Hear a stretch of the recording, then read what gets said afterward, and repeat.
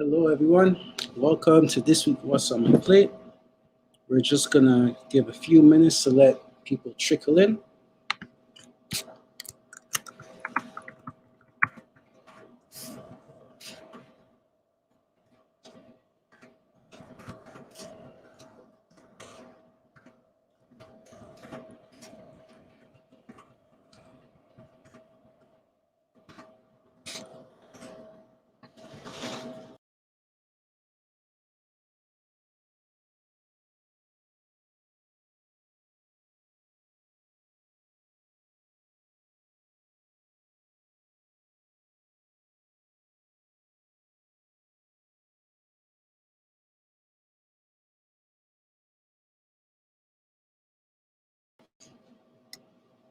Hello, hello, hello.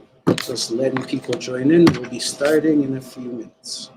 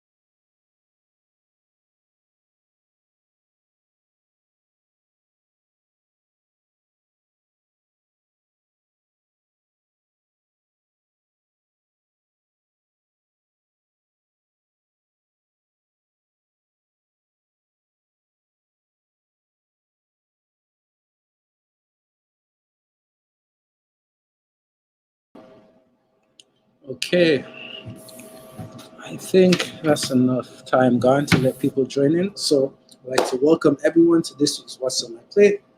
We're back after a short couple weeks breaks, but we're back now. So this week we'll be talking about conduct order and what are some signs and symptoms and really go into what that is. We'll also be making some chicken nuggets. So before we get into our first activity, I'd like to everybody to run over to their ovens and preheat it to 400 degrees Celsius. So I'm gonna give you all a few seconds to run over to your stove and to preheat it.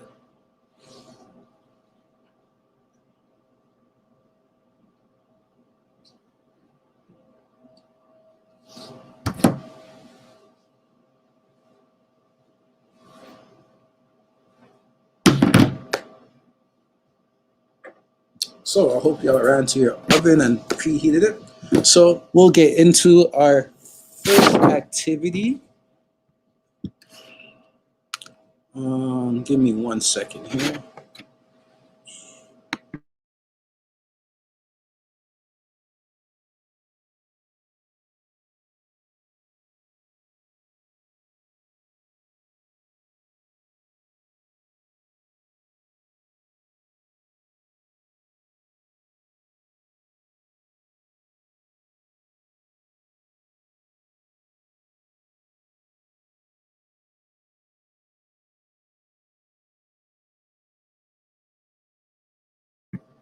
All right, so getting into our first activity. It's going to be a true and false activity. So I'm going to read some statements. Y'all could think to yourselves, comment in the chat if y'all think it will be true or false. And I'll give you guys a hint, there's a little pattern to this, so hopefully y'all catch on. So the first one, running away from home. Do you guys think that's a sign or symptom of conduct disorder? If yes, type a T in the chat. If not, give me an F in the chat.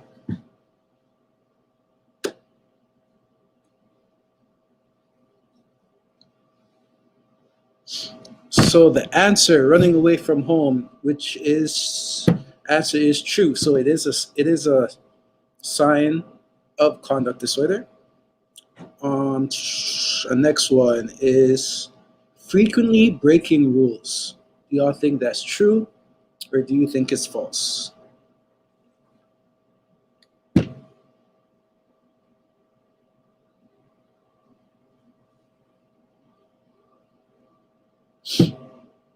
And the answer is it is also true.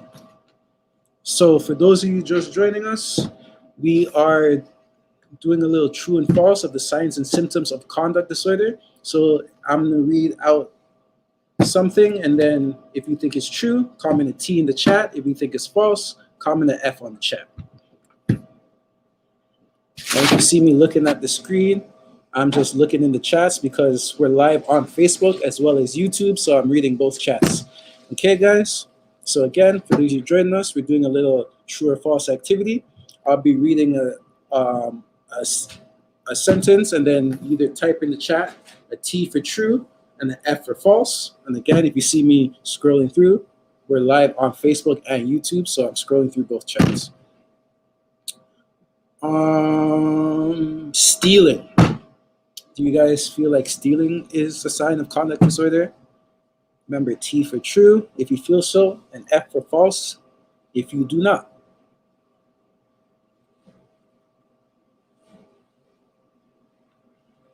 So stealing is a sign of conduct disorder. So like I said, to give you guys a hint, there's a pattern going on here. I asked you guys 3 questions already and gave you guys 3 answers. So I'm gonna ask 2 more, see if y'all could figure it out.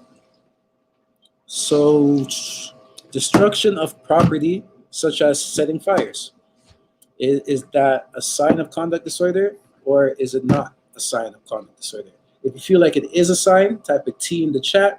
If you feel like it's not a sign, hit me with the F in the chat.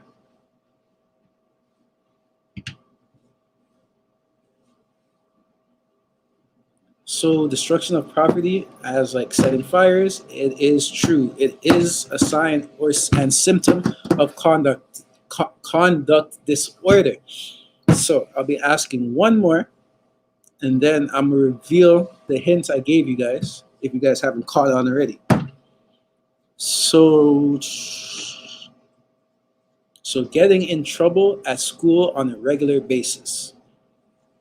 What do you guys feel that is? Again, T for true if you feel like it is a sign or a symptom, and F for false if you feel like it is not.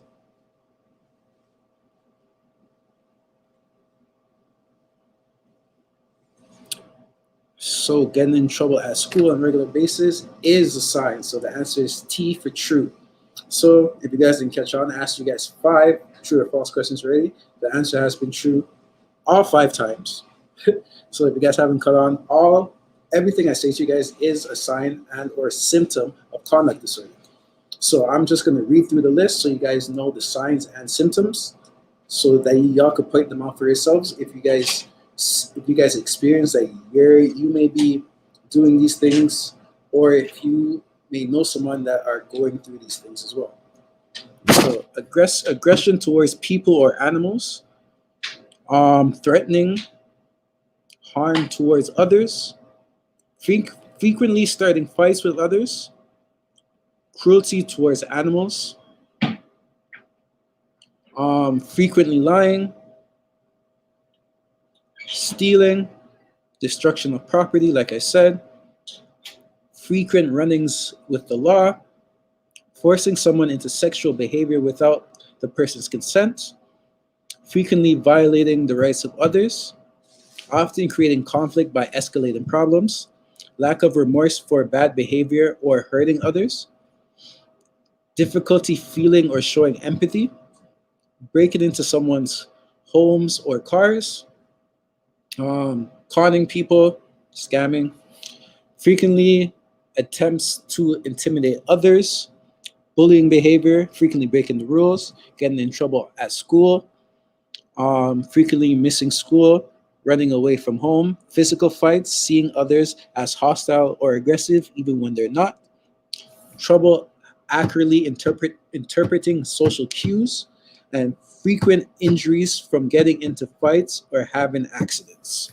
So everything I read to you guys is some signs and symptoms of conduct disorder. So if you guys experience a lot of these things on the list, or have a friend or a family member or see someone that hits a lot of these things, they may have this disorder. So you could, one, check on them, talk to them, try to reach out, and hopefully you can reach out, or you could convince them to get the support they need. So that is it for our first activity. So now we're going to get into the cooking aspect. So like I said, I told you guys before we started to go preheat your ovens to 400 degrees Celsius. I hope you guys listened. If not, your stuff's going to take longer to cook than mine is. So what we're going to do is open up our handy dandy kits here. And in your kits should be some chicken, some breadcrumbs,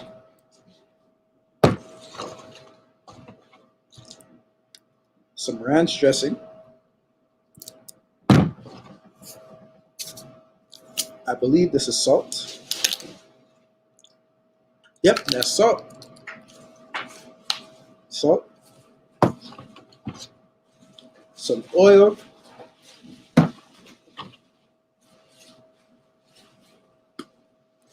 Paprika. Some parsley. Yes, it is parsley. It may look like something else, but it's parsley. Black pepper. I still have salt on my lips, so I guess. And garlic powder. So, first thing we're gonna do is prep our chicken. So you're gonna need a cutting board, ta-da, and a knife. Now we're gonna be cutting our chicken up into cubes. But before we get started with any cooking, um, I am gonna wash my hands, and also I'm gonna wash my chicken. I know they say don't wash your chicken, it spreads more germs, but growing up, I always wash my chicken, and I'm gonna stick to that. So I'll be right back after I wash my hands and my chicken. So y'all can take a few minutes to go do that as well.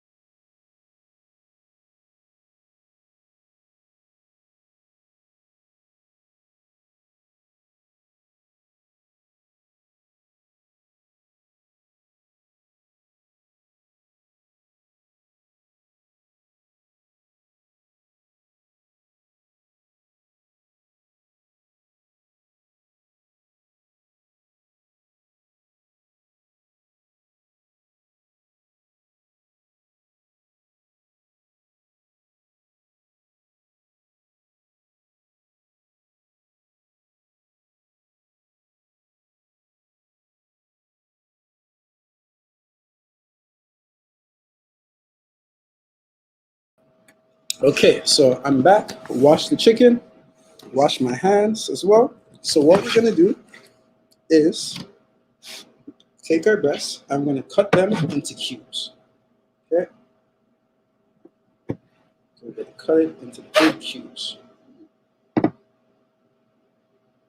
So first, we're gonna start by cutting into strips.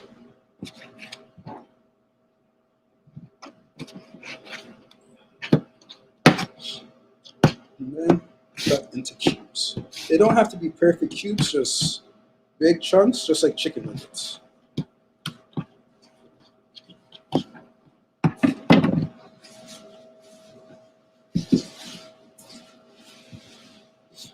And once we cut them into cubes, we're gonna throw them into a bowl here.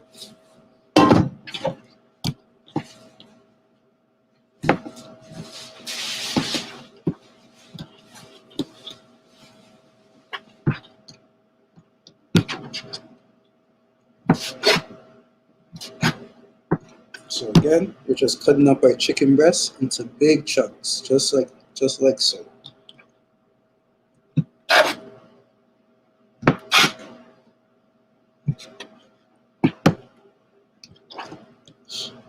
And then once we got them into the chunks, we're just gonna put them into a bowl on the side so we have our chunks together.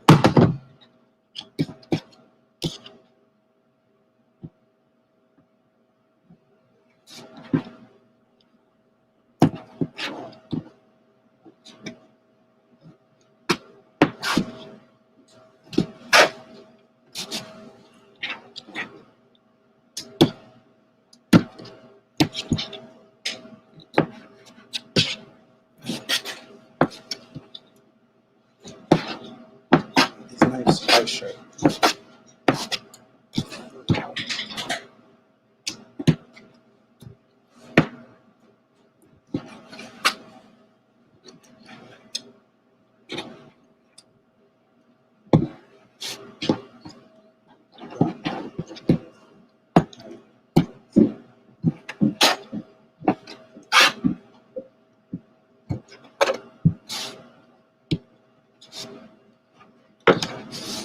Again, keep on cutting it up into chunks.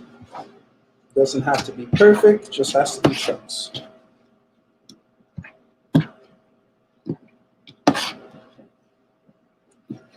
And feel free to cut off any fat or excess strings, pieces, whatever.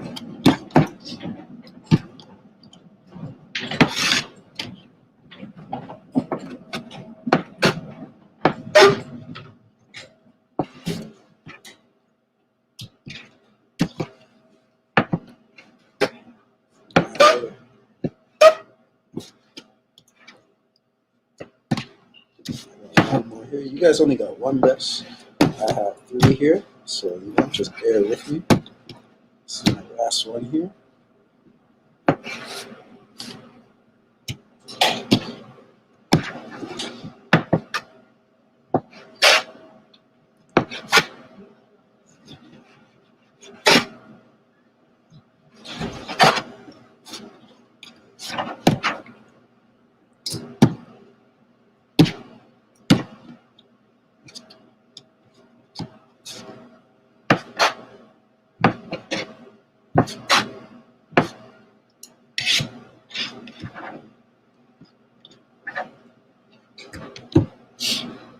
Okay, so I got all my chicken here, all nice and cut up. So I'm gonna wash my hands and I'll be right back for the next step.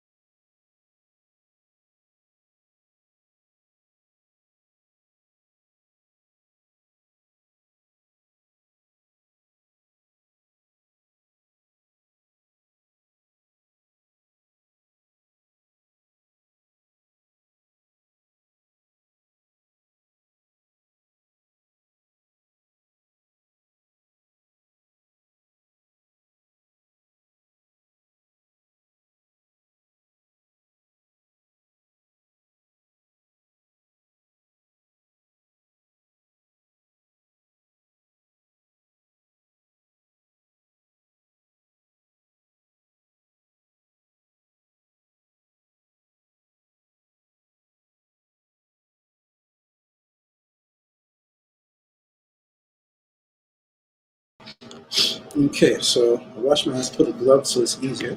So we have our chicken cut into chunks in the bowl.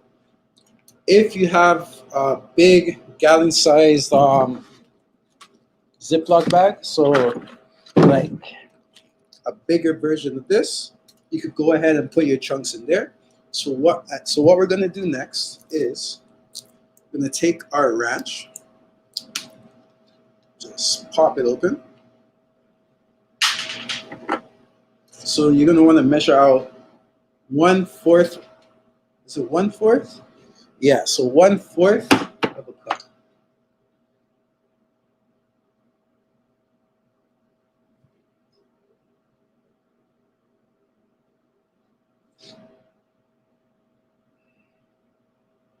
So just squeeze it out.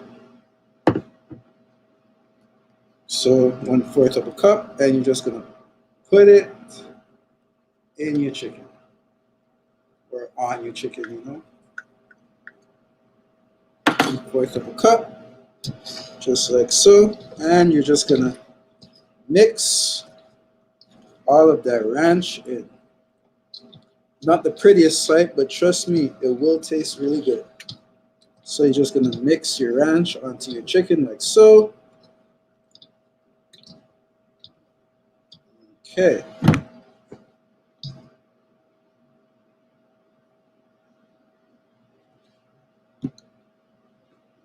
Just give me 1 second here.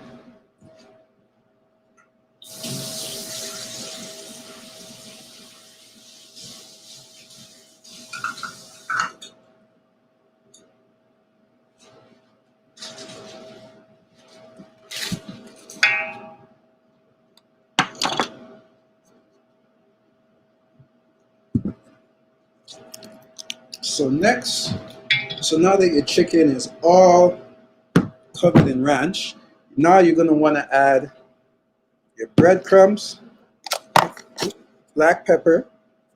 So your breadcrumbs, your black pepper, salt, paprika, parsley, and garlic powder to your chicken. So we're gonna start with all the seasoning first, and then we'll do the breadcrumbs last. So we're gonna start with our garlic powder. So let's use a teaspoon. I have about a teaspoon in each of these containers. So we pick a whole container. So that's our garlic powder.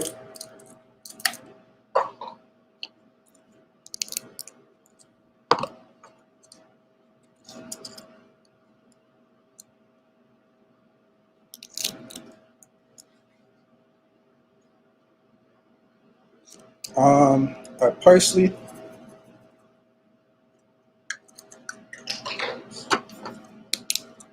salt,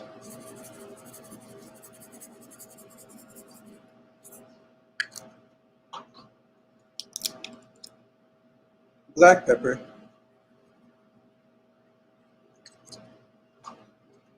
and paprika. Okay, so we have all our seasoning added to our chicken. Now we're gonna open our breadcrumbs. Pop the seal, and we're gonna measure out 2/3. So I have a 1/3 cup here, so we're gonna fill this up 2 times.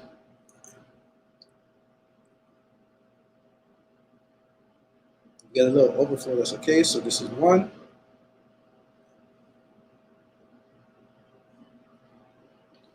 And 2.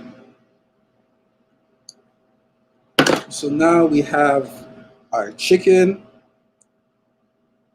our ranch, we have breadcrumbs, we also have salt, pepper, garlic powder, parsley, salt, pepper, garlic powder, parsley, and paprika in here. So what we're gonna do is use our hands, or if you use the big Ziploc bag, seal up the bag and just shake it all together like some shake and bake chicken.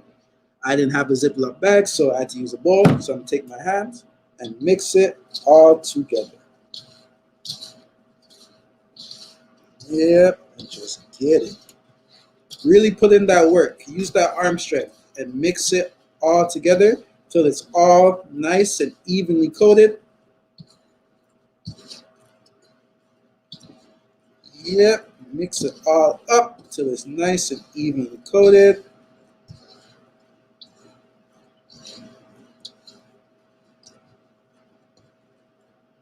Just like so. That was like the perfect amount of coating.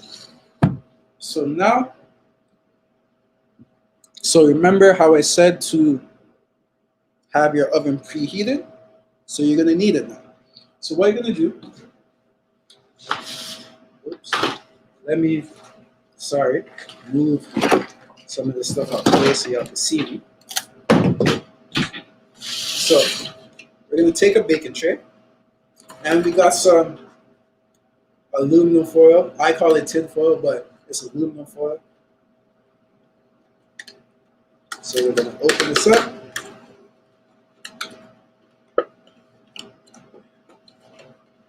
And we are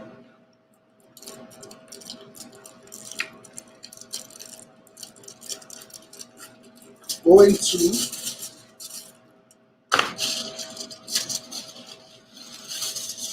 line our baking sheet with the tin foil. And if you guys use tin foil, there is a shiny side and a non-shiny side. You always want to put the shiny side down. To be honest, you never want to put your food on tin foil. That's what they do in restaurants, but at home, you know what? It's not enough aluminum to make you sick, so you're fine. So what you're gonna do is take your oil. And you have a lot more oil than you need, so you're just gonna take it and put a drop, just like so, maybe a little bit more. And you're just gonna oil up your tin foil here. Just spread it around. Maybe add a little bit more. Oops. Just make sure your tray is nice and greased, lightly greased. So what you're gonna do now is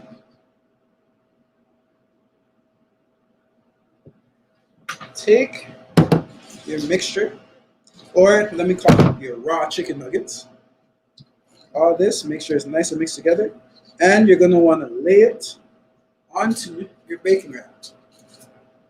So you wanna put this all into one single layer. You don't want pieces of chicken on top of each other. You want it all to be a single layer on the aluminum on top of the baking sheet. So all in a single layer.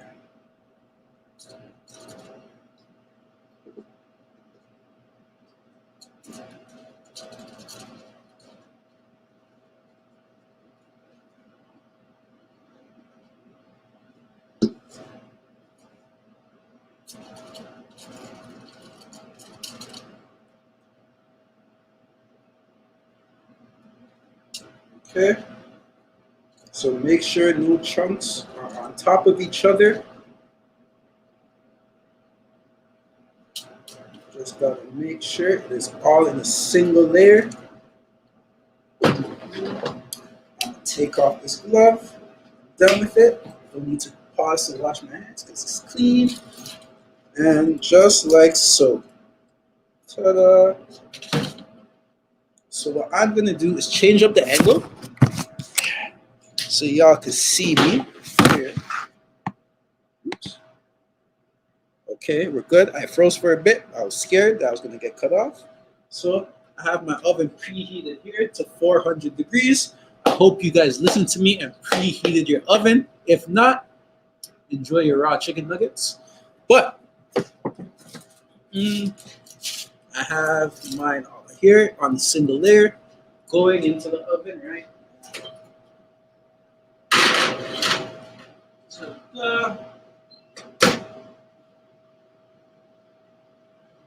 So there's a timer, whoops, on your oven. Mind you, this is not my home oven. I really don't know how to use it. I just know how to turn it on, turn it off, and turn on the burners. But set a timer, and then there's hours and there's minutes. I'm putting 15 minutes. Start, and it's going. So in 15 minutes, our chicken should be cooked through. Which so when your chicken is cooked, it should turn from pink. It's pink when it's raw. Should turn to white, and the juices should run clear. So when it's not cooked, it would still be pink, and there'll be blood and some red pinkish juices running through it. When it's fully cooked, it should be white in color, and the juices should be clear. Okay, so in 15 minutes, we'll check back on our nuggets, and we'll get into our last activity. So give me 2 seconds to clean up a little bit. There's honestly, there's some still stuff on my hands, so let me wash my hands, and I'll be right back with you guys.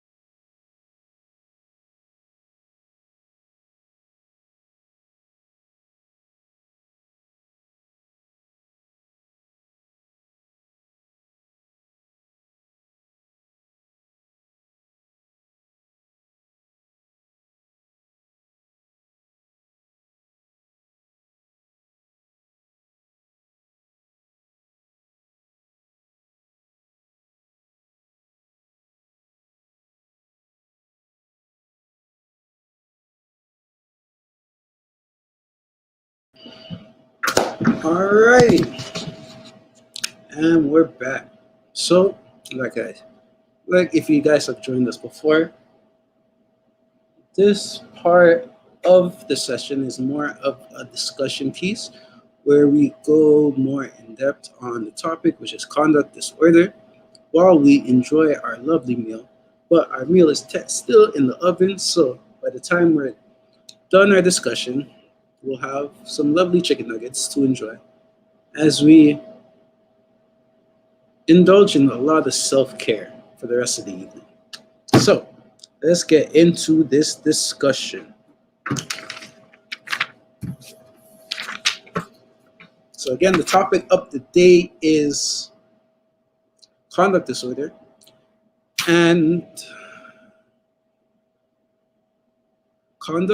so people aren't born with conduct disorder, you develop it. And there are a few factors that they say increase your likeliness of developing conduct disorder. So the factors that increase your chances of having this disorder are being male, living in an urban environment, urban, like you could say hood, living in poverty, so low income, having a family history of conduct disorder, having a family history of mental illnesses, having any other type of psychiatrical disorder. No, psychiatric disorder. So more of like anything you needed therapy for, counseling, stuff like that. It may make sense. Having parents who abuse drugs and or alcohol, having a dysfunctional home environment, so troubles at home, having a history, having a history of experiencing traumatic events. So you could say growing up in the hood again. Being around like traumatic events could be shootings, a lot of violence, terrorism, like just those are the major scales of it. But these things happen. A lot of violence happens all the time, and it can really be traumatic on anybody. Even if people brush it off like, oh, it's just another day, it adds up. Trust me, it adds up. And then being abused and or neglected. So all these increase your chance of developing disorder. These are not the only factors that go into play, but these are the ones that could greatly affect. You could also experience all these things and not develop disorder. This is just, just to get you knowing. So conduct disorder is a group of, I'm talking about conduct disorder, but I haven't directly explained to it what it is for you guys. So conduct disorder is a group of behavioral and emotional problems that usually begin during childhood or adolescence. So it begins early on in life. Children and adolescents with the disorder have a difficult time following rules and behaving in a socially acceptable way. So let me just reread that back to you guys, and let's just bring a few things into play here. So children and adolescents with the disorder have a difficult time following rules and behaving in a socially acceptable way. So this does not mean that having disorder is a problem or that you're wrong for the way you act if you have disorder or not. Society has a lot of social norms, and this disorder gives people a different way of looking at things and a different sense of normality. Let's say that. So like you could be completely fine, but because you are not behaving in the socially normal way, socially acceptable way, is is perceived that you have a disorder. So they may display aggressive, destructive, and deceitful behaviors that can violate the rights of others. Adults and other children may perceive them as bad or delinquents rather than having a mental illness. So you get labeled for having this disorder, which is an illness, which is just the way our society is, which is not openly accepted to everything. Or let me rephrase that. It's just a lack of education. So if your child has conduct disorder, they may appear tough and confident. In reality, however, children with conduct disorder are often insecure and inaccurately believe that people are being aggressive or threatening towards them.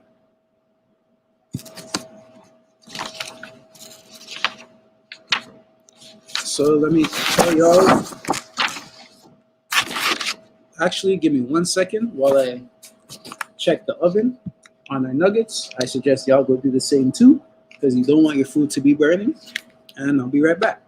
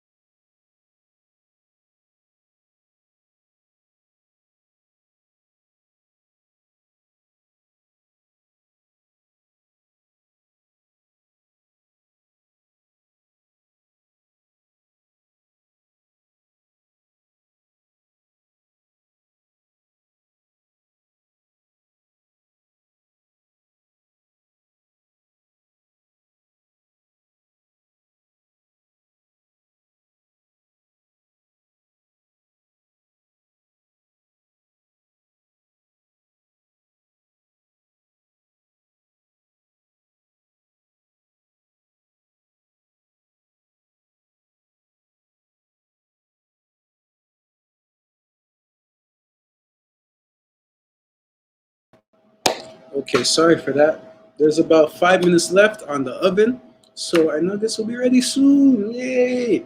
All right, so let's get into why people develop this disorder. When I say this disorder, I mean conduct. So, damage to the frontal lobe of the brain, which is right, it's basically your forehead. So this whole area is a frontal lobe. So it has been linked to conduct disorder. The frontal lobe is part of your brain that regulates important cognitive skills, such as problem solving, memory, and emotional expression. It's also home to your personality. The frontal lobe in a person with conduct disorder may not work properly, which can cause, among other things, a lack of impulse control, a reduced ability to plan future actions, a a decreased ability to learn from past negative experiences. The impairment of the frontal lobe may be genetic or inherited, or it may be caused by brain damage due to an injury. A child may also inherit personality traits that are commonly seen in conduct disorders. So there could be it could be genetic, it could be inherited, and you could also inherit certain personality traits that are commonly seen in people with conduct disorder. That's funny because before they said, sorry, I just wanted to point this out. Before they said people with conduct disorder may be perceived as bad or delinquents, and then you could be born with these traits. So essentially, they're saying you could be born bad, or you could be born a delinquent. But, anyways, back to what we're back to what we're talking about. No, this is just what I'm putting together in my head as I'm talking to you guys about this. Just don't mind me. So the environmental factors that are associated with conduct disorder include child abuse, a dysfunctional family, parents who abuse drug and/or alcohol, and poverty or being from a low income. So if anyone want to ask me any questions, want to share more on conduct disorder that they may know that I may have left out or I may have said something wrong, please educate me because I'm learning too. As I'm educating you guys, I'm learning too. So please feel free to comment down below. Send us an email at info@frontlines.to on what you guys would like us to talk about, like us to see. Comment down below. And yeah, I have a minute left on my timer, so please bear with me for this 1 minute. As I'm gonna take everything out the oven, show you guys the final product, plate it up, and enjoy it with y'all, so we could break bread together. I always like to break bread with people. So I'll give you guys a sneak peek. A sneak peek. I'm not really showing you guys anything. I'm really talking to you guys about it on what next week's topic is gonna be. So again, every week we're here Wednesdays at 6 p.m. cooking a meal, breaking bread together, and discussing a new mental illness every single week. I'm kind of repeating myself here, but yeah. So next week we'll be exploring schizophrenia. So yeah, that should be interesting. And I have 10, 9, 8, 7, 6, 5, 4, 3, 2, 1, 0. Timer's going. That means our nuggets should be done. Yay! So I am gonna get oven mitts, take it out the oven, plate it up, and show you guys the end product. So give me 1 second as I do all that. Or you know what? Let me go get the oven mitts. I'll be right back to you guys, and we'll take it out the oven together.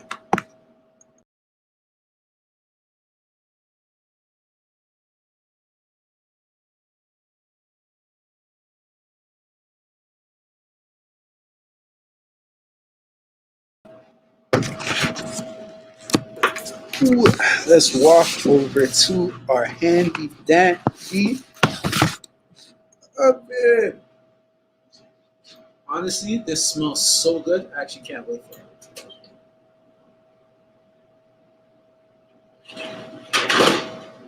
So, mind you, it doesn't look the prettiest.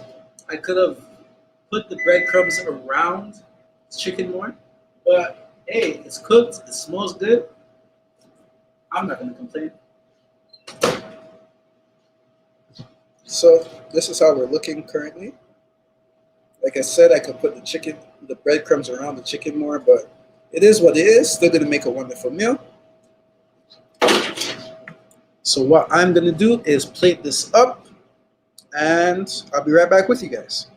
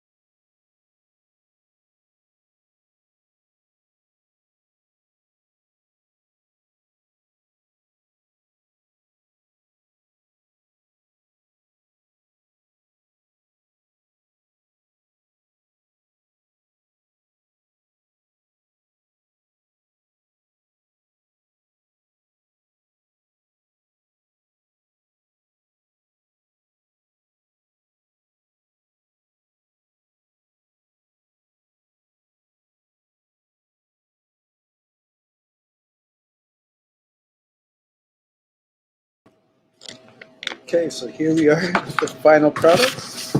It's still really hot. I just burned my hands a bit, but like, okay. So before I get into it, as I was taking it off the tin foil, off the tray, a lot of the breading came off for me. So, make sure your breading's really on there, and you might want to cook it some more, maybe deep fry, maybe fry it to get that real crispy crust.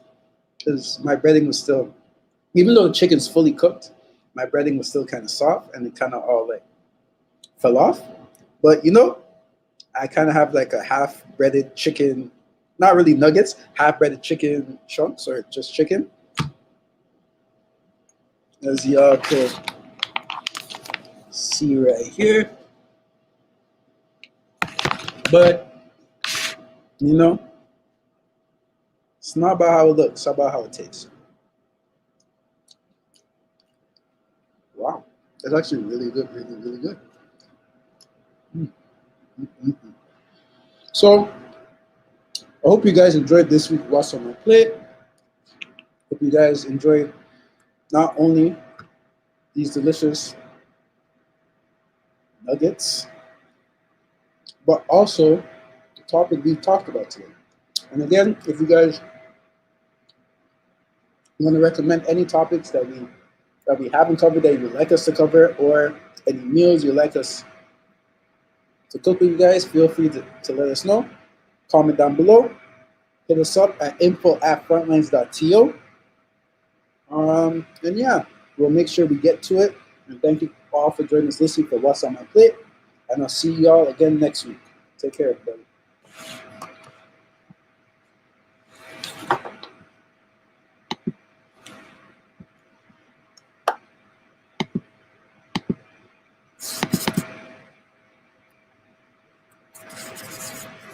So my computer froze as I was trying to exit.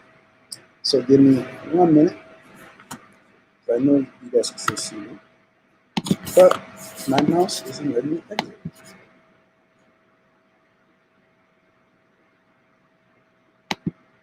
Alright, so now take a look.